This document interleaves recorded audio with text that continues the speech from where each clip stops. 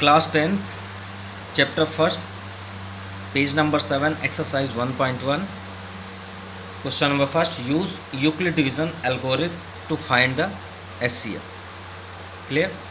तो सॉल्व करने से पहले हम इसके बारे में कुछ नॉलेज जानना चाहिए कि एग्जैक्ट ये हैं क्या, यूक्लिड डिवीजन लेमा एल्गोरिथम ये आया कहाँ से।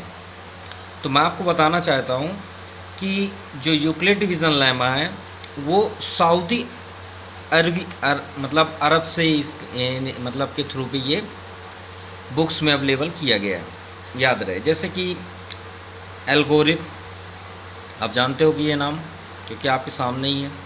अलजेब्रा ये भी आप जानते होंगे।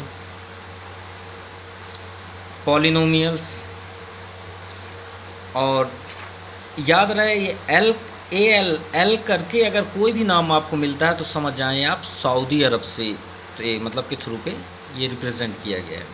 जैसे लॉगरिथम, ठीक है, इसके लिए आपको कॉस्मोस देखना पड़ेगा, उसी से आपको ये रिसर्च मिलेगा कि कैसे इनका सब कुछ डिफाइन किया गया था। बहुत लंबी कहानी है, मैं नहीं बता पाऊँगा, थोड़ा सा सॉल्व करते हैं।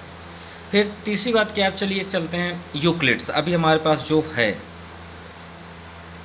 यूक्लिड्स एक व्यक्ति का नाम है, उन्होंने डिवाइड को रिसर्च किया था एचसीएफ के लिए। तो डिवाइड को रिसर्च किए थे और उसके साथ आपका एचसीएफ फाइंड आउट किए थे। लेकिन हम डिवाइड करते हैं, डिवाइड कब से करते हैं, 5th क्लास से, लेकिन हम उसे कुछ भी चीज़ों को नॉलेज नहीं रखते। जो आपके एक्सरसाइज 1.1 के बहुत सारे जो आपके 3rd, 4th, 5th, 6th जिससे आप बहुत ज़्यादा परेशान रहते हैं, उसमें सबसे बड़ा रीज़न इसी में छिपा हुआ है। लाइक दैट, जैसे हम 2 से डिवाइड करते हैं, 2 1 जा 2 1 रिमाइंडर। क्लियर। यूक्लिड्स क्या बताए, यूक्लिड्स का थ्योरम क्या बोलता है कि A and B are 2 positive integer, ठीक है, and Q and R exist unique integer, मतलब जिसे हम अल्टरनेट चेंज नहीं कर सकते। ध्यान सुनिएगा, जैसे बी क्यू प्लस आर, हम ये क्यू और आर क्वोशेंट एंड रिमाइंडर को चेंज नहीं कर सकते, लेकिन ए और बी को अल्टरनेट हम चेंज कर सकते हैं। ठीक है, क्यों? क्योंकि अगर हम यहाँ पे गौर से देखें तो आपका यहाँ पे ए क्या है, ये है, ठीक है, बी क्या है आपका, ये है। तो आप सब जानते होंगे डिविडेंड डिवाइजर का क्वेश्चन प्लस रिमाइंडर, ठीक है। अब यहाँ पे आपका क्या क्वेश्चन एंड ये क्या आपका रिमाइंडर। क्लियर। हम ए और बी को कुछ भी ले सकते हैं, लेकिन इनके थ्रू पे आने वाला क्यू और आर कभी भी चेंज नहीं कर सकते हम अपने से, क्योंकि हम जब डिवाइड करेंगे तो वो अपने आप ही अपने टेबल्स को अटेंड करेगा, वो कभी चेंज नहीं होगा। तीसरी बात क्या है, सबसे इम्पॉर्टेंट फैक्ट, कि बी हमेशा आर से बड़ा होगा। ये आपका 1.1 का सबसे बड़ा लॉजिक पॉइंट है। इससे आप अगर समझ गए तो आपसे कभी भी गलतियां नहीं होंगी। ये बात आप एकदम गौर से अपने माइंड में फिट कर लें कि अगर आपका ये हमेशा याद रहे, जो आपका डिवाइज़र है उससे रिमाइंडर हमेशा क्या होगा, छोटा ही होगा। ये बात आप अगर फिट कर लिए तो आपसे कभी गलतियाँ नहीं होंगी, ये पॉसिबल भी बनता ही नहीं है। ठीक है, तो ये बात आप एकदम रिमाइंड कर सकते हैं। लेकिन Q और B और Q वो इक्वल हो सकते हैं। जैसे हम 2 2 4 कर सकते हैं, ग्रेटर भी हो सकता है, कुछ भी हो सकता है ना, मतलब स्मॉलेस्ट भी हो सकता है, ग्रेटर। लेकिन सबसे इम्पॉर्टेंट फैक्ट ये है जिसे आप रिमाइंड करके रखें, जो नेक्स्ट क्वेश्चन के लिए इम्पॉर्टेंट है। क्लियर। अब आते हैं हम अपने फैक्ट पे जहाँ पे थे क्वेश्चन। जैसे अभी हमने क्या सॉल्व कराया, A equal to B Q plus R. हम ए और बी को अल्टरनेट चेंज कर सकते हैं, है ना, यू कैन चेंज। लेकिन इसी के थ्रू पे आपका क्यू और आर आएगा जिसे हम चेंज नहीं कर सकते। ये बात आता है। फॉर ऑल जो क्यू है वो क्या होता है, sorry B greater than always time B R. Clear. ये कभी इक्वल नहीं हो सकते, हमेशा उससे बड़ा ही होगा। ये सबसे इम्पॉर्टेंट फैक्ट है, इसे आप रिमाइंड करके रखें। तो चलिए HCF फाइंड आउट करते हैं यूक्लिड्स के थ्रू पे। बहुत सारे टीचर्स ऐसे करके आपको रिप्रेजेंट कर देते हैं, जैसे कि सपोज हम 20 एंड 12 का करते हैं HCF, ठीक है। तो बता देते हैं कि बेटा 12 स्मॉलेस्ट है तो आप उससे डिवाइड कर दें 20, 12 1 जा 20, 12 1 12, रिमाइंडर 8, फिर आप डिवाइड कर दें 12, 8 1 जा 8, आई थिंक 8 4, फिर 4 से आप 8 को डिवाइड करें, 4 2 जा 8 1 इज़ दिस आंसर। या तो फिर कुछ ऐसे टीचर्स सॉल्व करा देते हैं कि आप इसे देख के लिख लो, जैसे divisor equal to 20 equal to 12 into 1 plus 8, तब तक करो आपका 0 ना आ जाए। नेक्स्ट स्टेप 12, 8 इंटू 1 प्लस 4 है। नेक्स्ट स्टेप क्या है, 8 इक्वल टू 4 इंटू 2 प्लस 1, तो 4 आपका HCF आ गया। अब आप ऐसे करके लिख दिए। ये दिस इज़ नॉट फैक्ट। अगर आपका टीचर मतलब जांचने वाला जो एग्ज़ामिनर होते हैं वो चेक करेंगे तो आपको 4 मार्क्स में आपको इसमें 2 ही मार्क्स मिलेगा। ये बात आप हमेशा रिमाइंड रखें। ना ये बेस्ट ट्रिक है ना ये बेस्ट ट्रिक है। ये रिमाइंड करके आप ऑलवेज मतलब एकदम अपने माइंड में रखे रहें, ये दोनों फैक्ट नहीं है। अगर ये 4 मार्क्स में आता है तो इसे क्लियरली आपको सॉल्व करना पड़ेगा। चलिए करके देखते हैं कैसे, ठीक है। तो स्टार्ट करते हैं इस क्वेश्चंस को। तो सबसे पहले कैसे हम इसे सॉल्व करें तो हमें 4 मार्क्स मिलेगा, और ये it's a very important question. और 4 मार्क्स में ये आते हैं, MP बोर्ड हो चाहे CBSE, ये क्वेश्चन पर ईयर्स 1 मतलब 1 क्वेश्चन आना ही आना है। ये बात आप एकदम माइंड में रख लें। तो सबसे पहले हम क्या लिखेंगे, सिंस। अगर हिंदी वाले हैं तो आप ये लिख सकते हैं, सिंस ना लिखें डायरेक्ट आप लिख सकते हैं 225 ग्रेटर देन 135। क्लियर।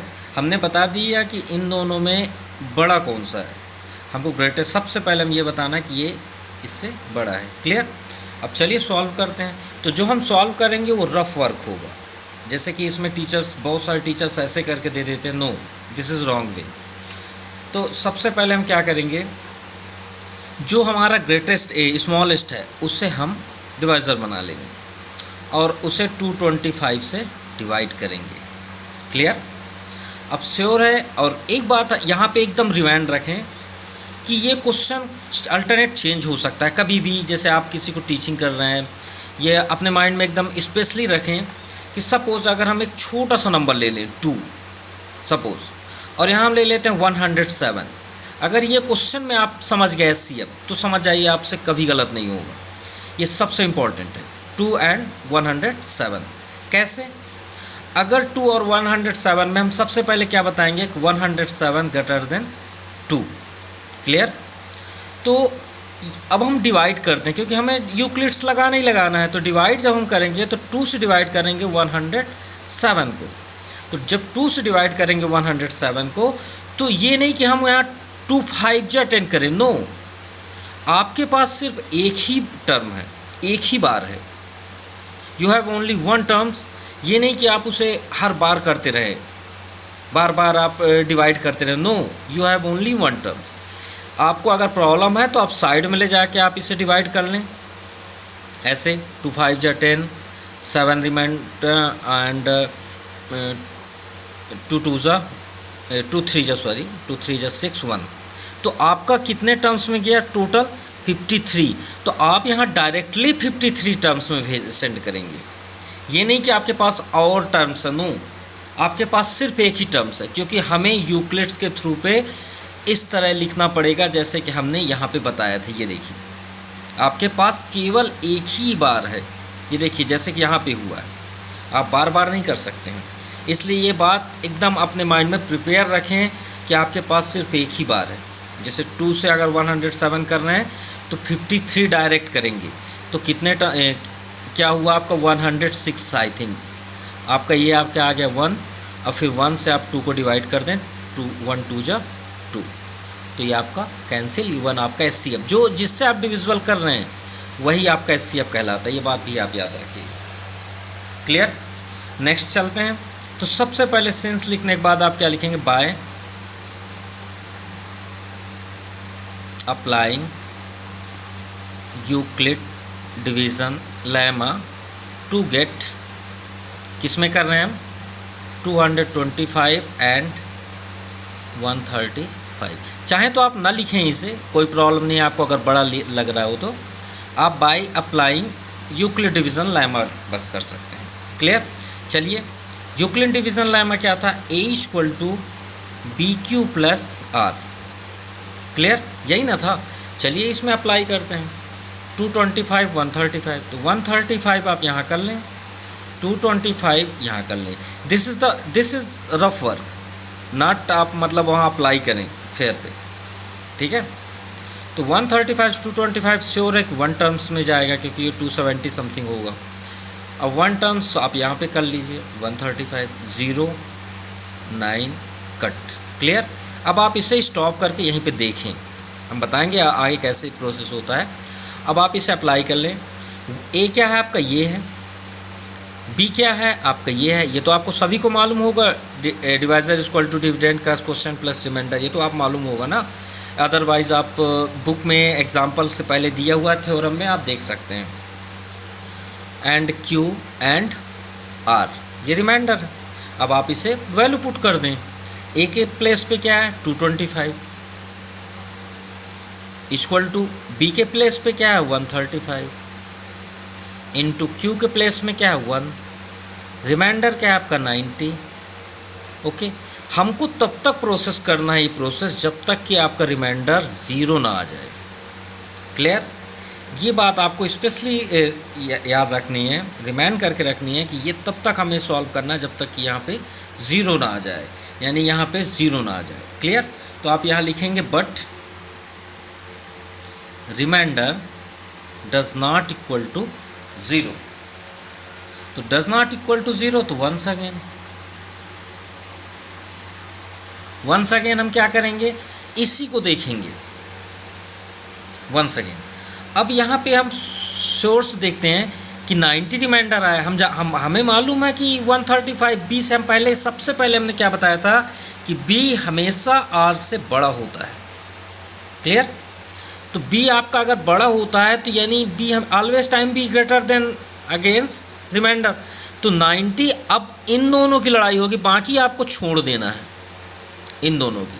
अब इन दोनों की जब लड़ाई होगी तो इन दोनों में आपका ग्रेटेस्ट नंबर कौन सा है, 135। तो आपको यहाँ पे फिर से देखना है once again 135 greater than 90, right, जैसे हमने यहाँ पे बताया। अब ये 90, इसी में आप हमने पेन ज़्यादा चला लिया, मान लीजिए यहाँ पे 90 रिमाइंडर आया, तो आप 90 ऐसे करेंगे और जो यहाँ पे है उसे आप यहाँ पे लिखेंगे। क्लियर। अब 90 को आप कर रहे हैं तो वंस अगेन फिर से आप यहाँ पे लिख दीजिए अप्लाइंग यूक्लिड डिवीजन लेमा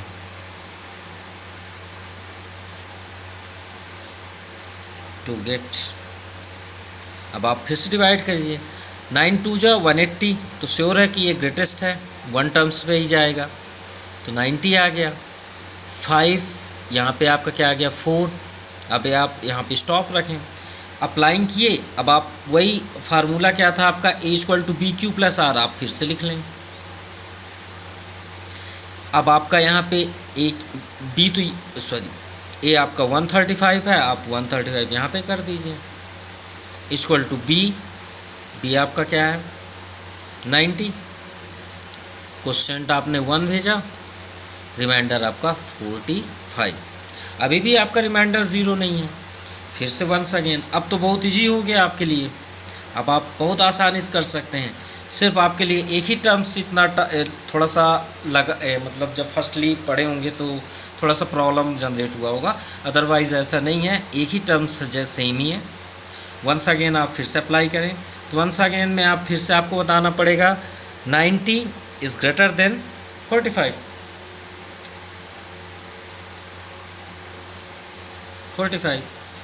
फिर applying Euclid division lemma. Euclid division lemma के लिए आप ले लीजिए, तो फिर से आप क्या लिखेंगे यहाँ पे 135 90 45 है ना, तो आप 45 को ऐसे कर दीजिए, 90 आप यहाँ पे ले आइए, तो 45 2 जा 90।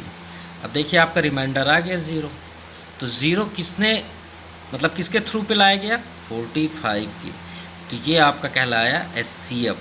क्लियर, सभी को समझ में आ गया होगा, ये आपका क्या कहलाएगा, HCF। क्लियर, चलिए देखते हैं। सॉरी 135 रॉन्ग था, और कट ऐसे किया जाता है, बहुत से बच्चे कट मार्क्स भी बहुत अजीब टाइप से करते हैं। 90 = 45 × 2 + 0। अब 0 आ गया हमारा, तो यहाँ सॉरी हमने यहाँ पे रिमाइंडर नहीं बताया था, बट रिमाइंडर हर जगह आप बताएंगे तो ज़्यादा बेस्ट होगा। अब यहाँ पे लीजिए दिस प्रोसेस, क्योंकि हमारा कंप्लीट हो गया, process stops, therefore the HCF of 135 and 225 is double हो गया, इस 45। ये आपका आंसर आ गया। क्लियर, और जो ये सब करते हैं ये सभी आपके रफ वर्क हैं, आप इसे अप्लाई नहीं कर सकते। बाकी आप कर सकते हैं, लेकिन आपको मार्क्स मिले ना मिले डजंट मैटर। कई प्रकार के ट्रिक्स होते हैं, लेकिन this is the best way. Clear, so thank you, have a nice day. Next day next question.